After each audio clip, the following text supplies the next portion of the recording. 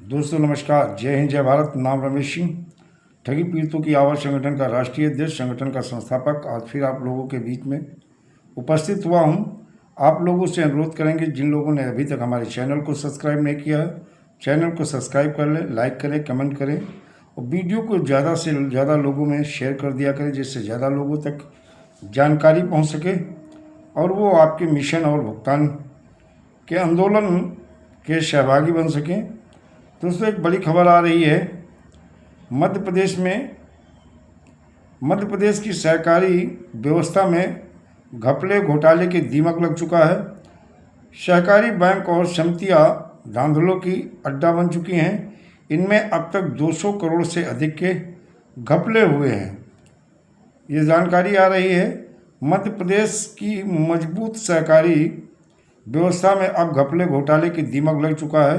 बीते 12 सालों से समितियों का चुनाव नहीं कराया जाए, इसकी आड़ में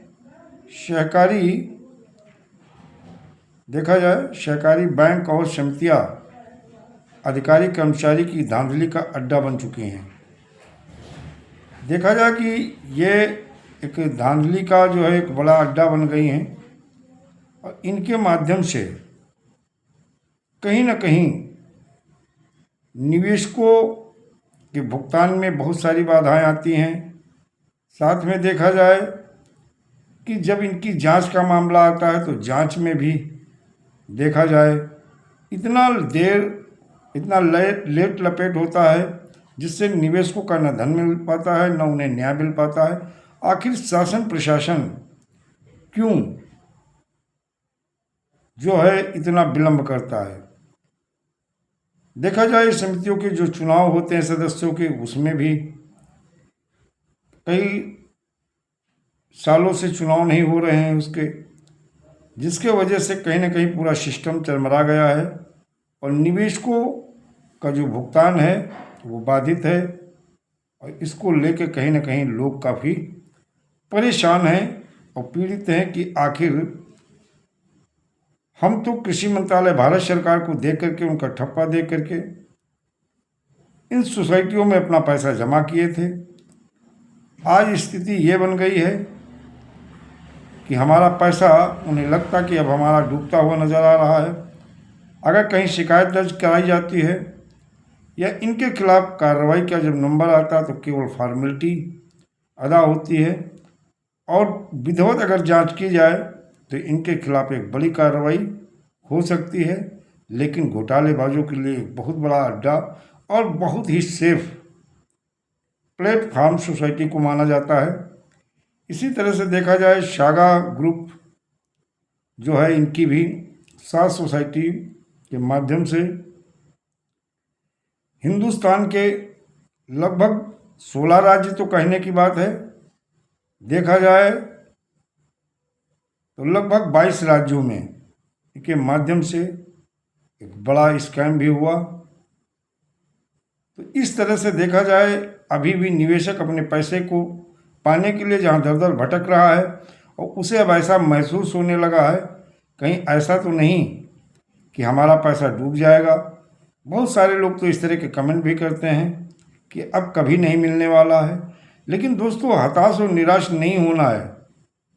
अगर हम लोग हताश और निराश हो जाएंगे तो फिर ठग तो यही चाह ही रहे हैं कि आप निराश हो जाओ, हताश। और ये सरकार भी यही चाह रही है कि उसे देना ना पड़े, इनके खिलाफ कार्रवाई ना करना पड़े।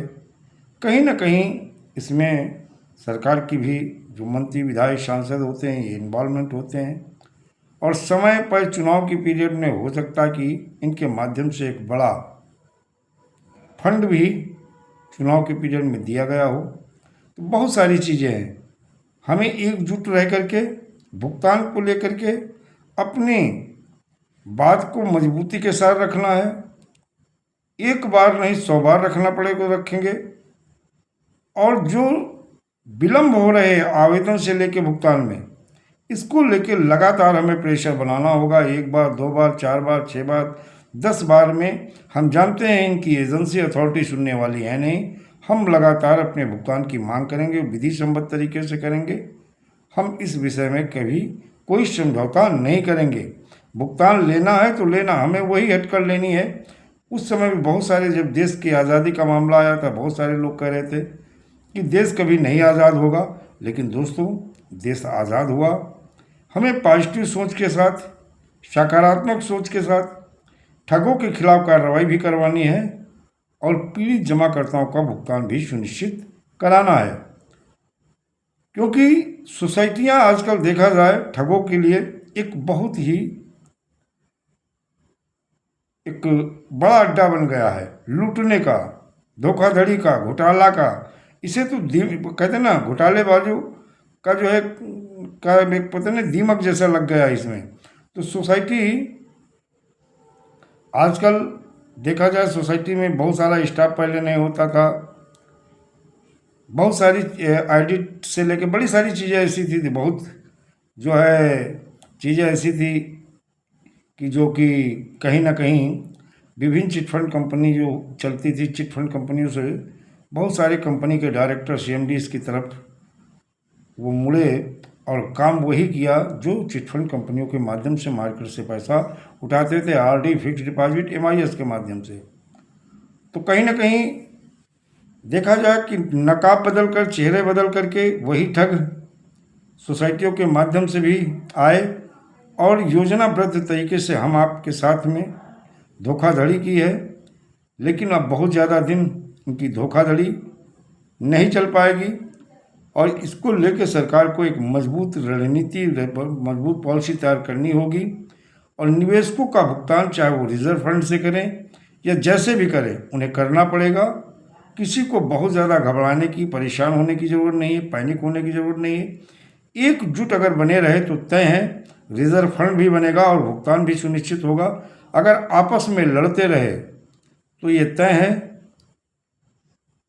कि कहते हैं ना, आपस की फूट बाहर की लूट, तब समझ लो इन ठगों की लूट होगी,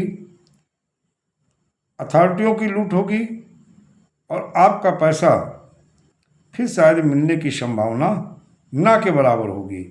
लेकिन अगर एकजुट रहे और एक सुर में कि नहीं, मुझे भुगतान तो लेना है, सरकार जाए जहाँ से करे, तो ये तय है सरकार को भुगतान करना ही होगा। हर पीड़ित जमाकर्ताओं के, क्योंकि उनका मौलिक अधिकार है, उनका अधिकार है।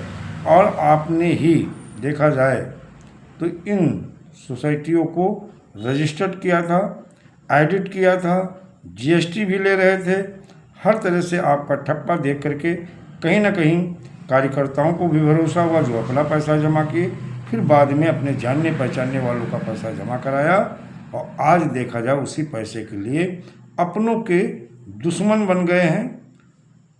तो दोस्तों, आज भी हम यही कहेंगे, अच्छी नीयत, अच्छी मनसा के साथ जिस तरह आपने जमा कराया था, उसी अच्छी नीयत और मनसा के साथ आंदोलन का हिस्सा बनो और आंदोलन का हिस्सा बन करके विधि सम्मत तरीके से भुगतान के लिए आपको लड़ना होगा। और लड़ना ही नहीं, बल्कि भुगतान के लिए हमें उस स्तर तक जाना होगा कि अगर ज़रूरत पड़ी तो सत्ता परिवर्तन और व्यवस्था परिवर्तन की तरफ भी बढ़ना होगा। बाकी दोस्तों, जल्द ही कुछ खुशखबरी आपको कहीं ना कहीं लीगल प्रोसेस में जो हमारा संगठन काम कर रहा है, उसके बहुत सारी जल्द ही कुछ जानकारी भुगतान को लेकर के और सुरक्षा को लेकर के हो सकता है कि कुछ अच्छी जानकारी आपको जल्दी ही मिल जाए। दोस्तों, जय हिंद, जय भारत, वंदे मातरम।